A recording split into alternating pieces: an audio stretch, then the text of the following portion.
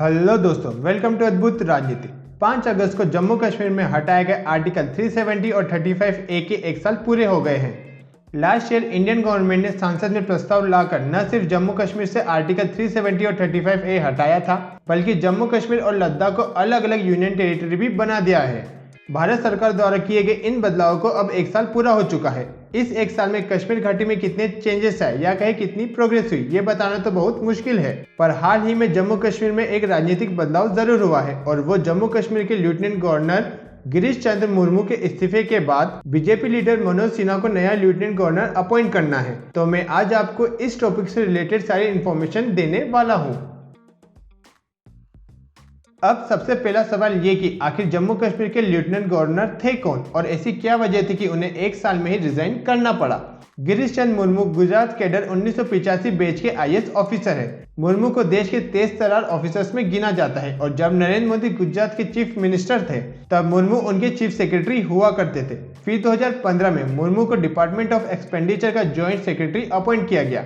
2017 में उन्हें revenue department में स्पेशल सेक्रेटरी भी बनाया गया।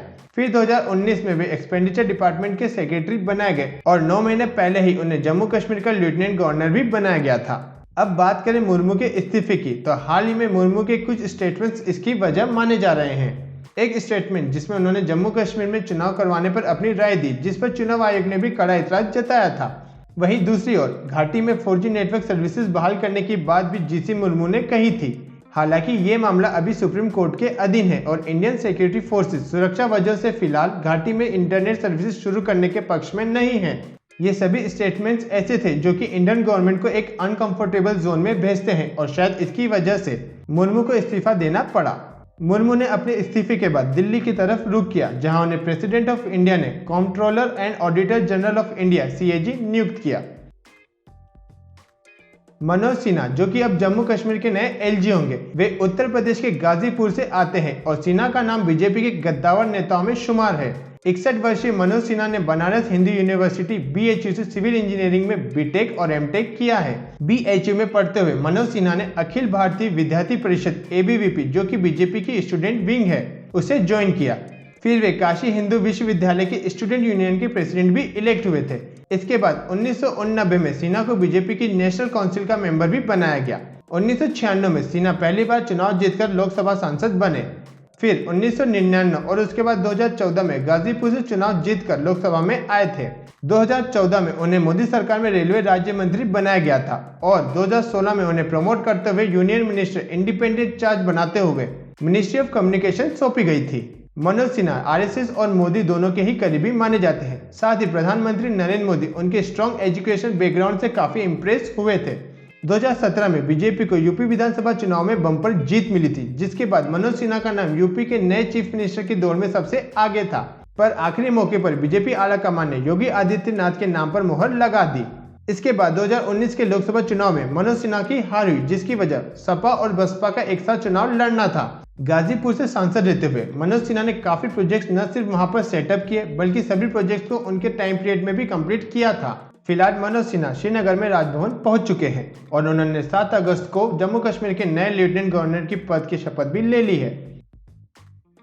अब बात यह कि इन सब चेंजेस की क्या जरूरत है। अगर आप देखें तो पिछले 2 सालों में जम्मू कश्मीर के 3 राज्यपाल चेंज हो चुके हैं। सोर्सेज की माने तो जम्मू कश्मीर को यूटी बनाने के बाद सरकार वहां लॉ एंड ऑर्डर को सही तरीके से इम्प्लीमेंट करवाना चाहती थी, इसीलिए वहां ब्यूरोक्रेट गिरीश चंद्र मुर्मू को LG बनाया गया। पर उनका जम्मू कश्मीर के लोगों से कम इंटरेक्शन और उनके हाल ही के कुछ स्टेटमेंट्स की वजह से सरकार ने उनकी जगह मनोज सिन्हा को देना सही समझा।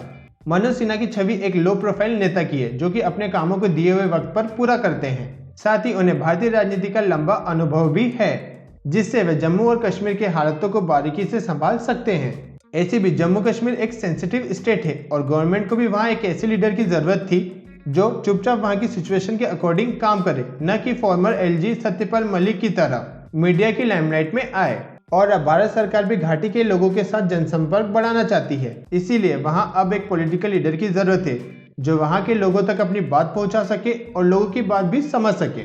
इन सभी एंगल्स पर मनोज सिन्हा फिट बैठते हैं। साथ ही वे RSS और प्रधानमंत्री नरेंद्र मोदी के भरोसेमंद भी है।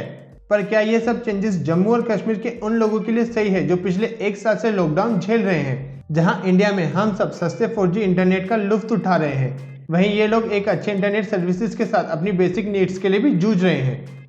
एक साल में जम्मू या कश्मीर में कितने चेंजेस आए और हालत कितने सामान्य हुए हैं, इसका सही रिकॉर्ड गवर्नमेंट को लोगों तक पहुंचाना चाहिए। पर अब उम्मीद यही है कि जम्मू और कश्मीर में जल्दी चीजें नॉर्मल होंगी और नए लेफ्टिनेंट गवर्नर मनोज सिन्हा वहां के लोगों के काम कर जम्मू और कश्मीर में डेवलपमेंट के काम को भी आगे बढ़ाएंगे।